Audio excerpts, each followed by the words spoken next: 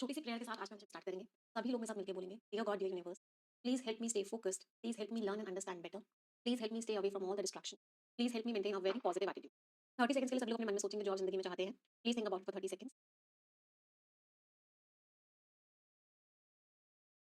Repeat this line with me, dear God, dear universe, please help each and every one of us get what we want. तो एक बहुत ही positive note के साथ आज का session start कर रहे हैं, और आज का सेशन बहुत इंपॉर्टेंट सेशन है। सारी सेशन बहुत इंपॉर्टेंट होते हैं, सही बात है। आज का सेशन इंपॉर्टेंट सेशन इसलिए है क्योंकि आज के सेशन पे हमारा पूरा फोकस होगा। आज के सेशन में हम बहुत सारी वोकैबुलरी इंप्रूव, बहुत सारे वर्ड्स का मीनिंग सीखने वाले हैं और क्लोज टेस्ट करने वाले हैं। क्लोज टेस्ट समझते हो क्या होता है? क्लोज टेस्ट में आप सभी को एक पैराग्राफ दिया होता है और जिसके बीच बीच में ब्लैंक्स दे रखे हैं। आपको बताना होता है कि वहां पर कौन सा वर्ड आए। तो 6 से 7 तरह के क्लोज टेस्ट होते हैं जो आपके एग्जामिनेशन। आज हम उसी का टाइप 1 करते हैं जो सबसे ज्यादा फ्रिक्वेंटली आपके एग्जाम में आता है, बेसिकली आपके प्रीलिम्स के पेपर में। तो क्लोज टेस्ट करने की स्ट्रैटेजी क्या होती है? सबसे पहला स्टेप होता है, जब भी आप क्लोज टेस्ट करते हो, आप पैराग्राफ को क्या करते हो? स्किम करते हो, रीडिंग नहीं करते। आप पैराग्राफ को क्या करते हो? स्किम। स्किमिंग का मतलब क्या होता है? ऊपर ऊपर से पढ़ते हो और क्या समझने की कोशिश करते हो? Main idea. मेन आइडिया में क्या आता है कि टॉपिक क्या है, किसके बारे में बात हो रही है, और ऑथर अच्छी बातें कर रहे हैं, नेगेटिव बातें कर रहे हैं। बस ये दो चीजें समझनी होती है। क्या समझना है कि टॉपिक क्या है, और दूसरी बात, ऑथर पॉजिटिव बातें कर रहे हैं या फिर नेगेटिव बातें कर रहे हैं। उसके बाद आप क्वेश्चंस पर आते हो और फिर क्वेश्चंस को आंसर देना स्टार्ट करते हो। क्वेश्चंस को आंसर देने के लिए 3 चीजें हैं जो आपको हेल्प करते हैं। बहुत बार आपको उस वर्ड का मीनिंग डायरेक्टली पता होता है, तो आप डायरेक्टली वो कैसे आंसर दे देते हो। बहुत बार आपको टोन पता होती है कि यहाँ पे नेगेटिव टोन का वर्ड आएगा, तो उससे आपको हेल्प मिलती है। बहुत बार आपको पार्ट ऑफ स्पीच पता होता है कि यहाँ पे एक नाउन आएगा या यहाँ पे एक वर्ब आएगी, तो उससे हेल्प होती है। तो ये 3 तरीके से आपको हेल्प मिलती है क्वेश्चन का आंसर देने में।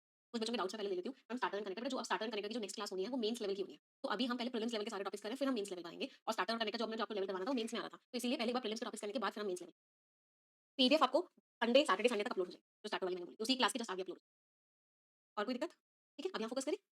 चाली फोकस नाउ, चाली फोकस हियर नाउ। और भी जितने भी अनरिलेटेड डाउट्स हैं उसको एकदम लास्ट में पूछ लेना। अभी पूरा फोकस मेरा वोकैबुलरी पे होना है। अभी पूरा का पूरा फोकस हमारा क्लोज टेस्ट पे होना है। ठीक है, चलो स्टार्ट करते हैं। तो सबसे पहले दिख रहा है, तो ये क्लोज टेस्ट हमें करना है। हम इस क्लोज टेस्ट को साथ में करेंगे। तो सबसे पहले हम इसको क्या करेंगे, ऊपर ऊपर से पढ़ेंगे और सिर्फ 2 बातें पता लगाएंगे कि ऑथर किस बारे में बात कर रहे हैं और ऑथर की टोन कैसी है। ठीक है, हमें से क्या पता लगाना है कि ऑथर का टॉपिक क्या है और ऑथर अच्छी बुराई कर रहे हैं या तारीफ कर रहे हैं या सिर्फ इन्फॉर्मेशन दे रहे हैं। पता करें, चलो पता करते हैं। राइटर के लिए चीजें, freedom of speech fundamental right होती है। फ्रीडम ऑफ स्पीच खत्म हो गया है, कंफ्यूजन है राइटर्स को।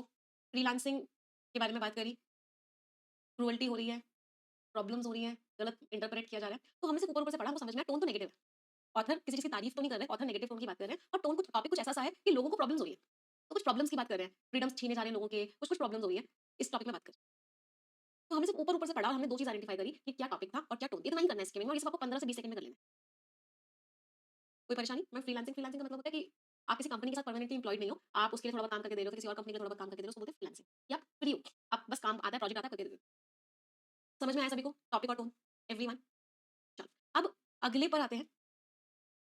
हुँ, अब हम एक-एक करके क्वेश्चन का आंसर देंगे। मैं आपको तीनों चीज़ें बताऊँगी देखो।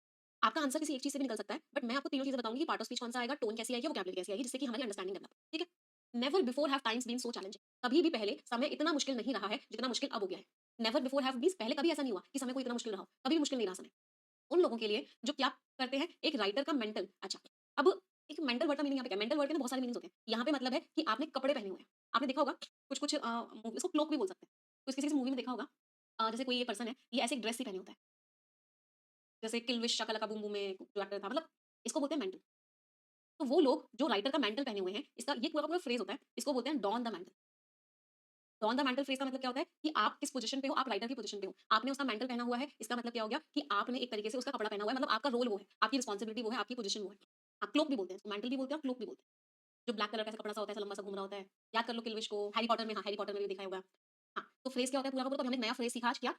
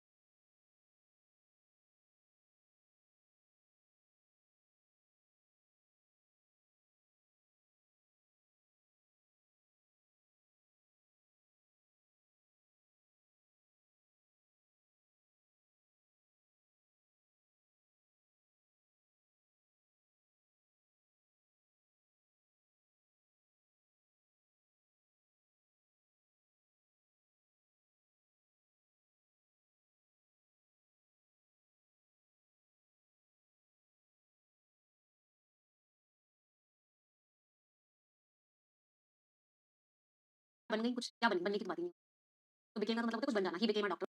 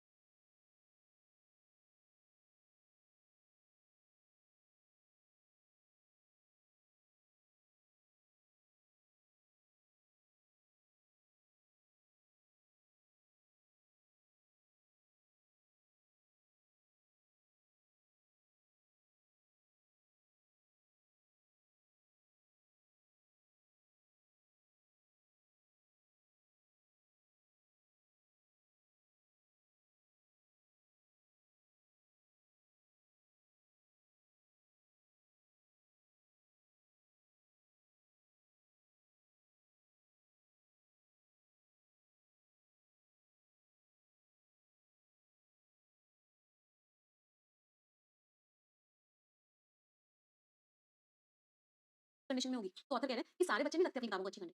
तो यहाँ पे अच्छी कंडीशन वाला कोई वर्ड आना चाहिए। यहाँ पे वर्ड क्या आना चाहिए? अच्छी कंडीशन वाला। कि सारे बच्चे नहीं रखते किताबों को अच्छी कंडीशन में, कुछ ही बच्चे होते हैं जो अपनी किताबों को अच्छी कंडीशन में रखते हैं और उन्हीं की किताबें सब माँगते हैं।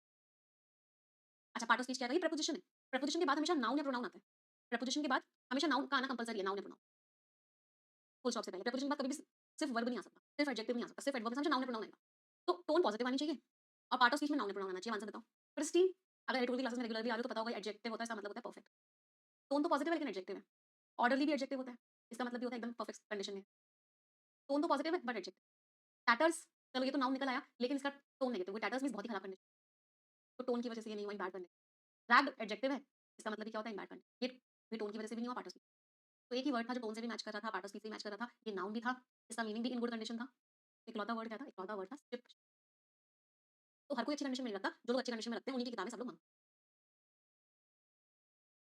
माइक दे रहा है क्या अभी से? चलो अगला। After a thorough inquiry, thorough thorough का मतलब क्या होता है? बहुत ही डिटेल में, बहुत ही डिटेल में आप इंक्वायरी करते हो किसकी किताब लूं, किसकी किताब लूं, किसकी किताब लूं। फिर आप एक सीनियर स्टूडेंट के ऊपर क्या करते हो? फोकस करते हो कि मुझे तो इसकी ही किताब लेनी है। तो आप बहुत सारे बच्चों को देखो, इसकी किताब लूं, इसकी किताब लूं, इसकी किताब लूं, इसकी किताब लूं। फिर आप एक इंसान के ऊपर फोकस करते हो कि मुझे इसकी किताब लेनी है। तो यहाँ पे कोई वर्ड फोकस करने वाला आना चाहिए। अच्छा, पिक ऑन का मतलब होता है फोकस करना। सही था पिक ऑन, बस एक छोटी सी गड़बड़ क्या थी कि ये थोड़ा सा ना नेगेटिव टोन था। पिक ऑन का मतलब होता है किसी को परेशान करने के लिए फोकस कर रहे हो। आप उस इंसान को बुली करने के लिए, उस इंसान को परेशान करने के लिए फोकस कर रहे हो। परेशान करने की बात नहीं हो रही। सेटल अप का मतलब क्या होता है? या मैंने तुझसे ₹1000 लिए थे, अब देख मैंने तुझे ₹1000 वापस कर दिए, तो मैंने जो तुझसे कर्जा लिया था वो सेटल हो चुका है। मतलब मैंने तेरा कर्जा चुका दिया है, क्लियर कर दिया मैंने सारे पेमेंट्स। कॉल अप का मतलब होता है फ़ोन करना। आप फ़ोन नहीं कर रहे उसको या किसी को बुलाना कि तू आ जाए मुझसे मिलने। आप उसके घर जा रहे हो, उसकी बुक्स वेरीफाई कर रहे हो। तो इंक्वायरी के बाद आप फ़ोन नहीं कर रहे, आप उस पे फोकस करके उसके घर जा रहे हो। अकाउंटेड फॉर का मतलब है आप उसको जस्टिफाई कर रहे हो कि तू सही है भाई, तो जस्टिफाई भी नहीं हो सकता। हाँ, ज़ीरो इन मीन्स आप उस इंसान पे क्या कर रहे हो? फोकस। तो आप एक बच्चे पे फोकस करते हो, उसके घर जाते हो, उसकी किताबें चेक करते हो, फिर आप डिसीजन लेते हो कि उससे आपको किताबें लेनी है या नहीं लेनी। तो आंसर इज़ व्हाट? ज़ीरो इन।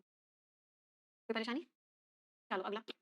अगर किताबें अच्छी कंडीशन में होती हैं, अब आप उसके घर गए, आपने देखा किताबें अच्छी कंडीशन में हैं, तो आप क्या करते हो? उससे बार्गेनिंग करते हो। अब बार्गेन वाज़, अब यहाँ पे फिर से एक फ्रेज़ आ गया, फ्रेज़ है strike a bargain. Strike a bargain का मतलब क्या है? आप एक डील कर लेते हो उससे। हाँ, तेरी मेरी डील हो गई, मैं तुझे इतना ये दूँगा, तू मुझे अपनी बुक्स दे। मैं तुझे इतना पेमेंट दूँगा, इतना अमाउंट दूँगा। डील कर लेते हैं। फिक्स का मतलब पता ही है सभी को, पुल का मतलब खींचना। हाँ, स्ट्राइक की थर्ड फॉर्म होती है स्ट्रक। स्ट्रक अ बार्गेन, एक बार्गेन स्ट्रक होता है, बहुत सारे वर्ब की थर्ड फॉर्म है ये। बार्गेन तोड़ देते हो, बार्गेन को बना लेते हो, ड्राफ्ट मीन्स बनाना। स्ट्रक अ बार्गेन मीन्स आप एक एग्रीमेंट कर लेते हो। That is. अब एक बच्चे का ना बड़ा प्यारा मैसेज है कि मैम मुझे समझ में नहीं आ रहा। एक बात बताओ बेटा, एक छोटी सिंपल सी बात है। इस फ्रूट को एप्पल बोलते हैं और इस फ्रूट को ग्रेप्स बोलते हैं। क्या इसमें कोई कुछ समझा सकता है आपको? क्या आप इसमें ये बात कह सकते हो कि मैम मुझे समझ नहीं आ रहा? मैंने आपको बताया कि इसको एप्पल बोलते हैं। क्या आप इसमें कह सकते हो कि मुझे समझ नहीं आ रहा? कैसे कह सकते हो? Vocabulary is vocabulary. इस वर्ड का मीनिंग यही होता है, आप इसको चेंज नहीं कर सकते। इस फ्रूट को एप्पल ही कहते हैं, ऑरेंज नहीं कह सकते। और पीछे कोई लॉजिक भी नहीं है इसके पीछे कि इसको एप्पल ही क्यों कहते हैं, ऑरेंज क्यों नहीं कहते। तो आप अपने एटीट्यूड में इतने नेगेटिव हो चुके हो, इतने नेगेटिव हो चुके हो कि आप अपने दिमाग को, सबकॉन्शियस माइंड को लगातार कह रहे हो कि मुझे समझ नहीं आ रहा, मुझे समझ नहीं आ रहा, मुझसे नहीं हो पाएगा, मैं नहीं कर पाऊँगा, मैं नहीं कर पाऊँगा। अगर इस एटीट्यूड के साथ आप आगे बढ़ोगे बेटा, 6 महीने क्या 4 साल भी लग जाएँगे तब भी एग्ज़ाम क्लियर नहीं होगा। सबसे पहले अपना attitude. Attitude is everything. Attitude is everything. सब कुछ आपका एटीट्यूड है। आप इतनी मेहनत कर रहे हो, अगर एटीट्यूड आपका सही नहीं है, एटीट्यूड आपका पॉजिटिव नहीं है, आपकी सारी मेहनत बेकार चली जाएगी। सारी मेहनत बेकार चली जाएगी। अगर मेहनत कर रहे हो, तो उसका फल भी मिलना चाहिए। That is important. और सबसे पहली चीज़ क्या होती है एटीट्यूड को ठीक करने में? सबसे पहली चीज़ जो अपने माइंड को बतानी होती है, आज नहीं आएगा तो कल समझ में आएगा। कल नहीं आएगा तो परसों समझ में आएगा। परसों नहीं आएगा तो तरसों समझ में आएगा। लेकिन मैं जब तक रुकूँगा नहीं, जब तक मैं उस चीज़ को मास्टर नहीं करूँ। गाड़ी चलाना सीख रहे हो, पहले दिन नहीं चलेगी, तो दूसरे दिन नहीं चलेगी, तीसरे दिन चलेगी, 1 महीने बाद चलेगी, 2 महीने बाद चलेगी। लगे रहो। Consistency is the key. कौन सी की है? Consistency is the key. That is important. करना पड़ेगा। बहुत सारे लोग क्या करेंगे, गाड़ी चलाना सीखना है, मैं गाड़ी तो चलने दी ऐसा करता हूँ पहले ना दोनों पहिए वाला जिसमें दोनों तरफ बैलेंस हो वो स्कूटर चला लेता हूँ। या स्कूटर से भी पहले साइकिल चला लेता हूँ, जिसमें दोनों तरफ का बैलेंस हो, वो चला लेता हूँ। तो जो चीज़ को सीखने में आपको 6 महीने लगने थे, जो चीज़ को आप मास्टर 6 महीने में कर सकते थे, आपने पहले 1 साल इसको दिया, फिर स्कूटर पे आए, फिर 1 साल इसको दिया, फिर जाके अगला साल इसको दिया। मतलब हार्ड छोड़ देता हूँ, पहले सबसे ईज़ी पे आ जाता हूँ। कुछ बच्चे गलतियाँ ये भी कर देते हैं, कि बहुत हार्ड लग रहा है, बहुत हार्ड लग रहा है, इसको छोड़ देता हूँ, पहले कुछ ईज़ी करता हूँ। और ईज़ी करते-करते कब समय निकल जाता है पता ही नहीं चलता, एज खत्म हो जाती है। चलो, कुछ बच्चों के अभी मेरे पास मेल्स आते हैं, मैम अगर मैं कोई नॉवल पढ़ लूँ, तो क्या मेरी इंग्लिश अच्छी हो जाएगी? मैम मैं ना द हिंदू एडिटोरियल ना पढ़ूँ, अगर मैं कोई टाइम्स ऑफ इंडिया या कुछ हिंदुस्तान टाइम्स जैसा पेपर पढ़ लूँ, तो क्या मेरी इंग्लिश अच्छी हो जाएगी? मैम मैं कोई स्कूल की बुक पढ़ लूँ, तो क्या मेरी इंग्लिश अच्छी हो जाएगी? क्या जवाब दूँ? होगी अच्छी, डेफिनिटली होगी। आप कुछ भी करोगे इंग्लिश अच्छी होगी, बट टाइम बढ़ जाएगा आपका, क्योंकि आप वो नहीं पढ़ रहे हो जो पेपर में आता है। आप पहले ईज़ी चीज़ों के पीछे भाग रहे हो। तो बस एक चीज़ क्या हो जाएगी, टाइम बढ़ता चला जाएगा और कुछ नहीं होगा। होगी तो अच्छी, डेफिनिटली होगी, बट जो चीज़ आपको 6 महीने में होनी चाहिए थी, वो चीज़ आपकी 2 साल में होगी। बस ये डिफरेंस है। चलो आ जाते हैं आर्टिकल पे, अगला क्वेश्चन करेंगे, all the best.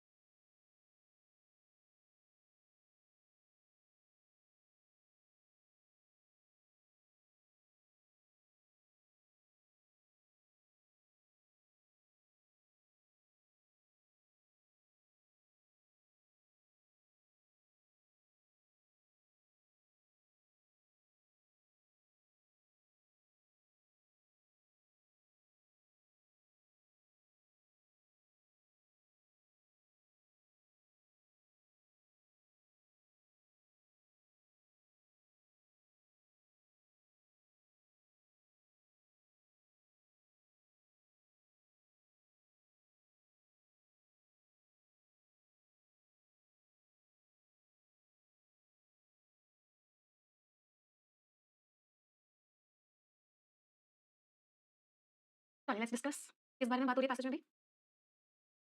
Motor insurance आपको लग सकता है कोई आपका दूसरा फाइनेंशियल प्रोडक्ट है। उस दिन तक तो आपको जरूरत ना पड़े, 2 पार्ट्स हैं। पहला है आपका व्हीकल इंश्योर्ड है, कोई भी डैमेज होता है तो। दूसरा जो इंपॉर्टेंट है वो है लायबिलिटी कवर। अगर आपका व्हीकल किसी और को चोट पहुँचाता है, तो आप जिम्मेदार हो उनको कंपेंसेट करने के लिए। अब यहाँ पे टीपी पॉलिसी आ जाती है। ये कंपल्सरी है क्योंकि एक्सीडेंट विक्टिम को प्रोटेक्ट करती है। थर्ड पार्टी कौन है? आप फर्स्ट पार्टी, आपकी इंश्योरेंस कंपनी सेकंड पार्टी है, कोई भी आपके व्हीकल से अफेक्ट होता है वो थर्ड पार्टी है। तो मानो आपकी गाड़ी एक स्कूटर में टकरा गई और जो राइडर था उसको चोट लगी, वो कंपेंसेशन आपसे मांगेगा और आपकी टीपी पॉलिसी इस बात को हैंडल करेगी। ये बात मैंने सीखी है, अगर आपका बड़ा व्हीकल है, तो सिस्टम मानेगा कि आपकी गलती है। अगर किसी गाड़ी वाले ने किसी स्कूटर वाले को अगर दोनों के बीच में एक्सीडेंट हुआ है, तो गलती बड़े व्हीकल वाले की होती है। हालाँकि अगर हो या ना हो, बट गलती आपकी की मानी जाएगी। ऐसा ही चलता है। तो एक और एडवाइस है, जब भी कोई एक्सीडेंट हो ना, तो उस इंसान को कभी भी पैसा मत दो, जो विक्टिम है डायरेक्टली। भले ही आपको कितना ही खराब क्यों ना फील हो रहा हो। उस समय आपको लगेगा यार मुझे इसको पैसा देना चाहिए, बट लीगली आपकी गलती मानी जाएगी और इससे आपका जो इंश्योरेंस है उसका काम डिफिकल्ट हो जाएगा। आर्टिकल टॉपिक इंटरेस्टिंग था, है ना? तो मोटर इंश्योरेंस जो लेते हो, उसमें 2 चीज़ें होती हैं। अगर आपके व्हीकल को कोई डैमेज हुआ है तो उसका भी, और अगर आपने किसी और को डैमेज किया है, आपके व्हीकल ने किसी और को चोट पहुँचाई है, तो उसकी उसका भी कंपनसेशन कवर करता है। चलो अब क्वेश्चंस देखते हैं। हमने ऊपर-ऊपर से पढ़ लिया, टोन थी कि मोटर इंश्योरेंस क्या-क्या करता है और ऑथर की टोन जो सजेस्टिव थी। ऑथर एक तरह से सजेशन भी दे रहे थे और इन्फॉर्मेशन भी दे रहे थे। तो सजेस्टिव और इन्फॉर्मेटिव दोनों टोन्स थी ऑथर की। चलो, मोटर इंश्योरेंस कैसा लग सकता है? कोई और कैसा फाइनेंशियल प्रोडक्ट जैसा लगता है? उस दिन तक जिस दिन तक आपको जरूरत ना पड़े। मतलब जब आपको जरूरत पड़ेगी उस दिन बहुत इंपॉर्टेंट है। उससे पहले तो आपको कैसा लगा बड़ा ही पकाऊ सा है। तो यहाँ पे वर्ड पकाऊ सा आना चाहिए, बोरिंग सा आना चाहिए। Part of speech financial product noun हो गया, नाउन के बाद में जो वर्ड बताएगा वो एडजेक्टिव। बोरिंग लिखा ही हुआ है। वियरी तो थकेला, थकाऊ होता है, टायर्ड। वियरी कैसे लिख दिया? बी वाले बच्चों को मैं वहाँ पे अवार्ड देना चाहूँगी। कोई भी इंसान अगर वियरी है, इसका मतलब क्या थकाने वाला है। अनइंस्पायर्ड मतलब इनोवेशन नहीं है उसके अंदर, नॉट इनोवेटिव। तो इंश्योरेंस के अंदर इनोवेशन नहीं है, इसको तो ऑथर नहीं कह रहे। रूटीन का मतलब नॉर्मल है। जब normal day to day life में करते हो अपना काम, उसको रूटीन बोलते हैं। आप normal day to day life में जॉब करते हो। स्टडी का मतलब है लगातार, continuous. Slow and steady wins the race. Slow चलो, लेकिन अगर रोज़ चलोगे तो रेस जीत जाओगे। तो आपको क्या लग रहा है बोरिंग सा मोटर इंश्योरेंस, लेकिन जिस दिन जरूरत पड़ती है उसमें बहुत इंपॉर्टेंट हो जाता है। Answer is B. चलो अगला, टीपी पॉलिसी हम आ जाती है। वो आपके बिहाफ, ये तो आपने बहुत बार पढ़ा होगा, on your behalf. On your behalf क्या है? पूरा का पूरा एक फ्रेज है। फिर से फ्रेज में आप कोई वर्ड चेंज नहीं कर सकते। तो वो आपके बिहाफ पे, मतलब आपकी जगह। तो कोई भी चीज अगर आपके बिहाफ पे काम कर रही है, इसका मतलब वो आपकी जगह काम कर रही है। तो आपकी जगह कौन पे करता है? टीपी पॉलिसी पे करती है। ड्यूटी सभी को पता है, जिम्मेदारी। एड मतलब मदद। बिहाफ मींस आपकी जगह, रिस्पांसिबिलिटी मींस जिम्मेदारी। मर्सी मींस दया, क्लीमेंसी, दया, पिटी। तारक मेहता के उल्टे चश्मे वाली दया नहीं। दया मींस आपको किसी के ऊपर पिटी है, क्लीमेंसी है। चलो, रूटीन जो रोजमर्रा की जिंदगी में करते हो, जो रेगुलर होता है उसको रूटीन बोलते हैं। तो क्या insurance routine regular financial product है? कोई सेंस ही नहीं। चलो, इट इज कंसिडर्ड, इसको कैसा लेजिस्लेशन माना जाता है? क्योंकि ये प्रोडक्ट प्रोटेक्ट कर रहा है एक्सीडेंट विक्टिम को। तो जिसका एक्सीडेंट हुआ है वो उसको प्रोटेक्ट कर रहा है, तो बताओ कैसा लॉ हुआ? सोसाइटी के लिए लॉ हुआ। कौन सा वर्ड आएगा बताओ? मैम सीआईडी वाला दया याद आ गया हमें। कैसा लॉ है? कोई भी चीज अगर प्रोटेक्ट कर रही है उसको, जिस इंसान के साथ एक्सीडेंट हुआ है, तो कैसा लॉ है? सोसाइटी के लिए काम कर रहा है। तो ये कैसा लॉ है? सोशल लॉ है भाई। सोसाइटी के अच्छे के लिए काम कर रहा है। इलीगल होता है इलिसिट का मतलब तो। म्यूचुअल का मतलब होता है आपसी। सिलेक्टिव मींस कुछ, बहुत सारों में से कुछ सिलेक्टिव, कुछ स्पेशल। फेडरल मींस जहाँ पे सेंट्रल और स्टेट गवर्नमेंट के बीच में पावर्स डिवाइडेड होती है, उसको फेडरल बोलते हैं। सेंट्रल गवर्नमेंट और स्टेट गवर्नमेंट के बीच में। Answer is B, social law है भाई। प्रोटेक्ट कर रहा है सोसाइटी को, प्रोटेक्ट कर रहा है जिसका एक्सीडेंट हुआ है उसको। हालांकि ये चीजें सॉर्ट हो जाती हैं। कहाँ कब सॉर्ट हो जाती है? आप चाय पर बैठते हो, चाय पर बैठने का मतलब एक्चुअल में चाय पर बैठना नहीं है। यहाँ पे चाय पर बैठने का मतलब है कि आप डिस्कशंस करते हो तो चीजें ठीक हो जाती हैं। तो let's sit over a cup of T. Phrase होता है over a cup of T. Over a cup of T का मतलब क्या होता है? डिस्कशंस में। आप डिस्कशन करते हो तो चीजें ठीक हो जाती है। अब मैं महापापी अवार्ड देना चाहूंगी बाय वाले बच्चों को। वो पता है क्या कह रहे हैं? कि चाय का एक कप पिला दो, प्रॉब्लम सॉल्व हो जाएगी। वो बच्चे क्या कह रहे हैं जिन लोगों ने बाई आंसर मार्क किया है? चीजें, अरे sorry, these things don't get sorted. अच्छा, डिस्कशन से सॉर्ट नहीं होती है। हाँ, डोंट गेट सॉर्टेड मतलब ये चीजें सॉर्ट नहीं होती हैं by a cup of tea. चाय का कप पिलाने से सॉर्ट नहीं होती है। चाय के कप के साथ सॉर्ट नहीं होती है, ठीक नहीं होती है। चाय के कप के थ्रू, उसके द्वारा सॉर्ट नहीं होती है। चाय के कप के अंदर ठीक नहीं होती है। नहीं, over a cup of T का मतलब होता है डिस्कशंस। ये पूरा का पूरा फ्रेज है कि आप चीजों को डिस्कस करते हो, चीजें ठीक नहीं होती है। वही बात, फिर से फ्रेज चेंज नहीं कर सकते। तो यहाँ पे चाय के कप का कोई लेना देना नहीं कि चाय का कप दे दोगे तो प्रॉब्लम सॉल्व नहीं होगी, चाय के कप के साथ प्रॉब्लम सॉल्व नहीं होगी, चाय के कप से प्रॉब्लम सॉल्व नहीं होगी, चाय के कप के अंदर प्रॉब्लम सॉल्व होगी। चाय के कप की बात नहीं हो रही है यहाँ पे। यहाँ पे बात हो रही है डिस्कशन का। डिस्कशन का जो फ्रेज होता है वो होता है over a cup of T. Let's get over a cup of T. इसका मतलब ये नहीं कि मैं उनको बोलूंगी चलो चाय पर बैठे, इसका मतलब है चलो डिस्कस करते हैं। समझ आ रहा है? दे, ये डिस्कशन से प्रॉब्लम सॉल्व नहीं होती है। ये कहाँ आ जाती है? ये मोटर एक्सीडेंट क्लेम्स ट्रिब्यूनल, मतलब कोर्ट में चली जाती है प्रॉब्लम्स। तो डिस्कशन से प्रॉब्लम सॉल्व नहीं होती है, ये फाइनली कहाँ पहुंच जाती है? ये फाइनली पहुंच जाती है कोर्ट में। चलो, कम का मतलब होता है, he came up with a beautiful idea. वो बहुत ही बढ़िया आइडिया लेके आया, मींस ब्रिंग समथिंग। वो क्या लेके आया? जनरली आइडिया के लिए यूज करते हैं। तो ये कुछ लेके आते हैं कोर्ट के आगे। हाँ, लैंड अप का मतलब क्या होता है? फाइनली पहुंच जाना। तो कोई भी चीज कहीं लैंड अप कर रही है, इसका मतलब क्या? फाइनली वहां पहुंच रही है। And up in a particular situation. तो फाइनल उसका एक सिचुएशन में लाके आपको खड़ा कर दे रही है। Catch up, let's catch up some time ना, कभी मिलते हैं। कैचअप करते हैं मतलब मिलते हैं। दूसरा मीनिंग क्या होता है कैचअप का? यार मैं ना 10 दिन बीमार पड़ गया था, अब मेरे लिए बड़ा मुश्किल हो गया कैचअप करना। सबके इक्वल लेवल पर आना। तो कैचअप का मतलब एक तो होता है मिलना, और दूसरा मतलब होता है लेवल पर आना, कम टू अ लेवल। अगला फिनिश अप का मीनिंग वही है, आपने किसी चीज को फिनिश अप कर दिया मतलब खत्म कर दिया, फिनिश कर दिया, एंड कर दिया उस टास्क। ड्रॉप का मतलब भी वही, आप ड्रॉप कर रहे हो मतलब पूरा पूरा प्लान कर रहे हो, पूरा पूरा डॉक्यूमेंट बना रहे हो, प्रिपेयर डॉक्यूमेंट। तो इनका अंत कहाँ होता है? इनको कोर्ट में जाना होता है, वहां पे जाके ये पहुंच जाते हैं। तो अंत का मतलब क्या है? लैंड अप मींस इस सिचुएशन में ये आ जाते हैं। अगला, मैम सिर्फ 2 सही हुए हैं, सिर्फ 1 सही हुआ है। बट बेटा बात ये नहीं है कितने सही हुए हैं। यहाँ पे कोई टेस्ट नहीं चल रहा है, पहले बात को समझो। टेस्ट करने के लिए मॉक टेस्ट है, टेस्ट करने के लिए क्विज है। यहाँ कोई टेस्ट नहीं है। तो stop focusing on your marks. यहाँ पे हम लर्निंग के लिए हैं, तो फोकस इज लर्निंग। सीख रहे हो या नहीं सीख रहे हो, that is the main thing. उस समय ना बड़ा सही लगता है यार, उस इंसान को पैसे दे दो यार, मेरी वजह से एक्सीडेंट हो गया है। लेकिन लीगली ये आपका क्या है? आपने उस इंसान को पैसे दिए, इसका मतलब आपने अपनी गलती मानी। आपने सामने वाले को पैसे दिए, इसका मतलब क्या है? आपने अपनी गलती मानी कि हाँ भाई मैंने गलती की तभी तो सामने वाले को पैसे दे रहे हो। तो लीगली उसको क्या माना जाएगा? कि आप अपनी फॉल्ट को एडमिट कर रहे हो, कि आप सामने वाले को कंपेंसेशन कब देते हो जब आपको लगता है आपने कुछ गलत किया। बताओ क्या आंसर होगा? एफिडेविट प्रूफ नहीं है आपकी फॉल्ट का वो। वर्डिक्ट कोई जजमेंट नहीं है। जेस्चर आपका कोई सिग्नल नहीं है। नोशन कोई आइडिया नहीं है। एडमिशन है मतलब you are accepting your mistake.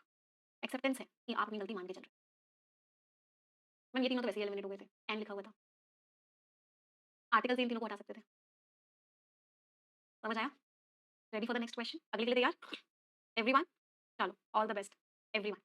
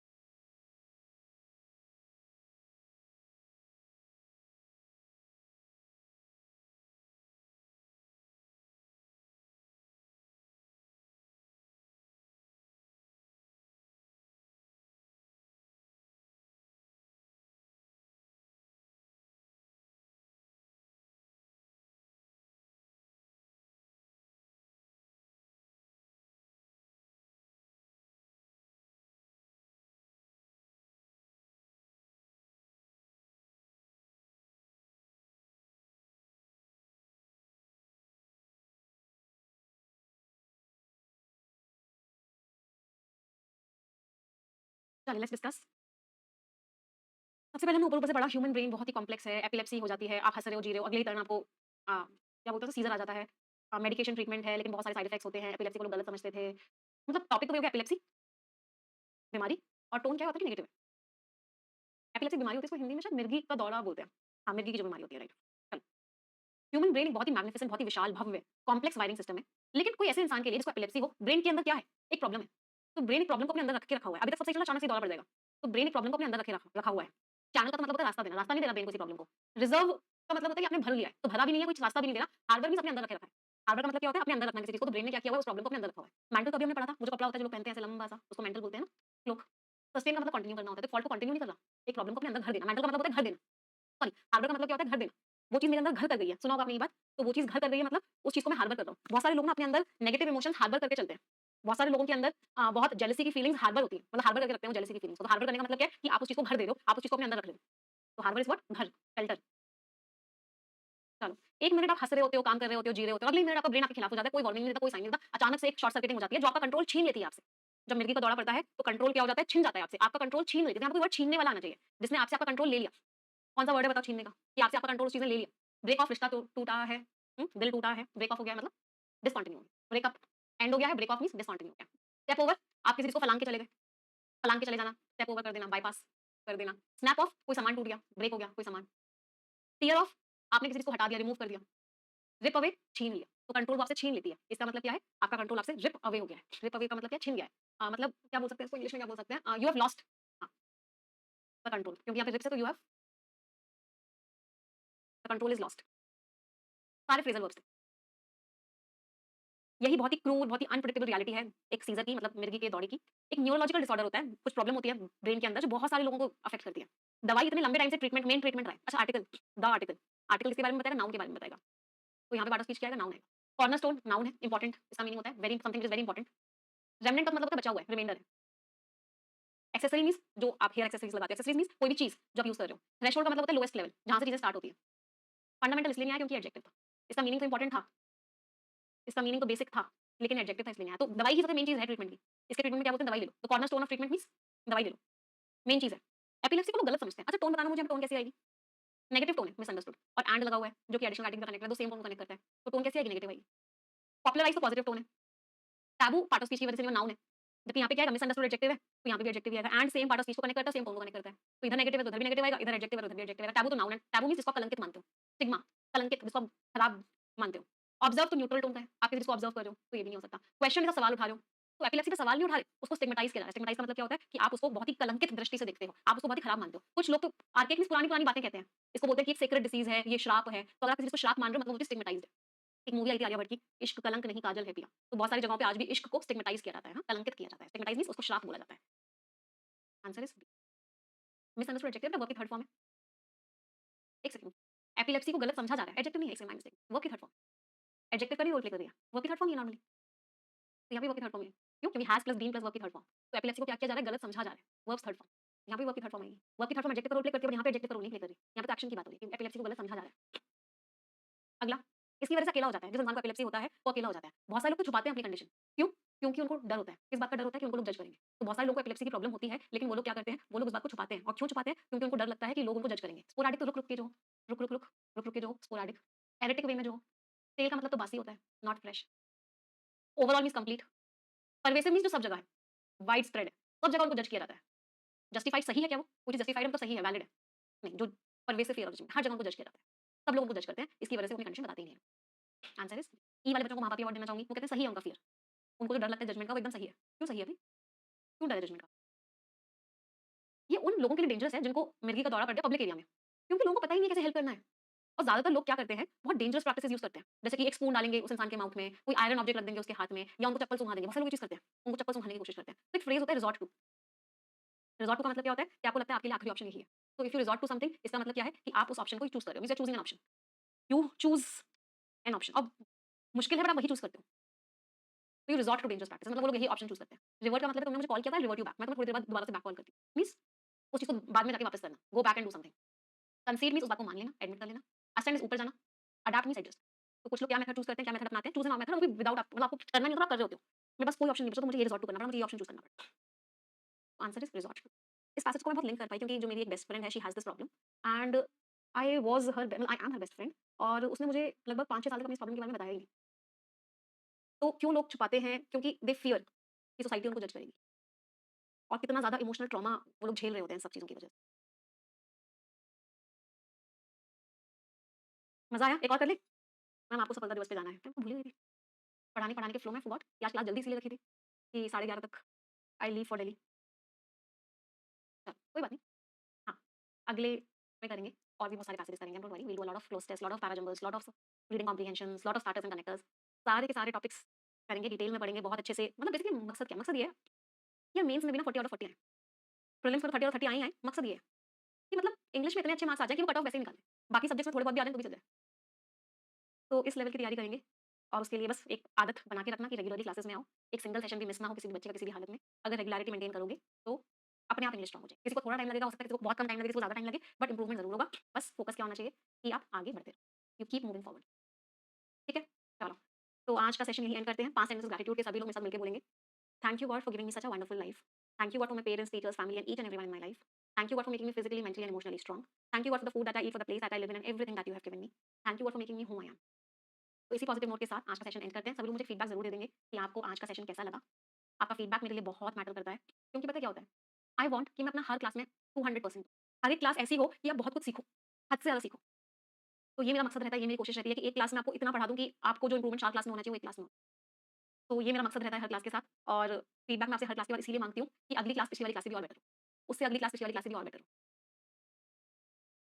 ठीक है? तो सेशन एंड करते हैं। अच्छा, एक चीज़ आज मैं कर रही थी, आप लोगों को बताती हूँ।